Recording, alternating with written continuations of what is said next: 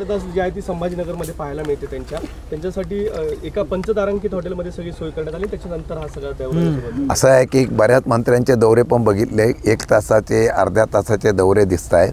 हे फक्त सोपस्कार पाडतायत। काल राज्याच्या मुख्यमंत्र्यांना सांगावं लागलं आहे की प्रत्येकाने मंत्र्यांनी आता मतदारसंघामध्ये जिल्ह्यामध्ये जाऊन नुकसान भरपाईची पाहणी करा।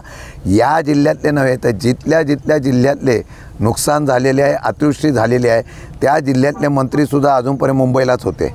आता त्यांना सांगितल्यानंतर गावी यायला लागले, लोकप्रतिनिधी तसं होत आहेत। पण प्रत्यक्षात आमचे खासदार, आमदार आणि आम्ही प्रतिनिधी सगळे, आमचा पक्ष त्या ठिकाणी 100% शेतकऱ्यांच्या बांधवतात। कृषीमंत्र्यांची शाही बरदास्त कशी पाहता तुम्ही? कारण की पवार साहेबांकडे देखील एकेकाळी कृषीमंत्री पद राहिलेलं होतं, तुम्ही पाहिलं नाही।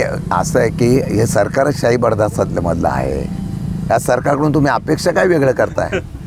या सरकारने ज्या पद्धतीने मागच्या काही वर्षामध्ये महाराष्ट्राला लुटलेला आहे, या सरकारच्या बद्दलची नाराजगी या ठिकाणी आहे। मी मगाशी येताना बघितलं यांचं तुमचं तुरीचं तुम्ही सर्वेक्षण करत होता, मला कळत नाही आयात करण्याचं धोरण बाप्पा इथं आहे।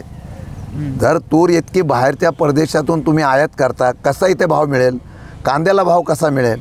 अरे हमी भाव मिळत नाही। सगळे धोरणं स्वदेशीचा नारा तुम्ही देता आणि स्वदेशीच्या नारामध्ये स्वदेशी शेतकरी जो पिकवतोय त्याला बाहेर तुम्ही आयात आणून त्याला मारून टाकताय। त्यामुळे हे सगळं थोटांड आहे।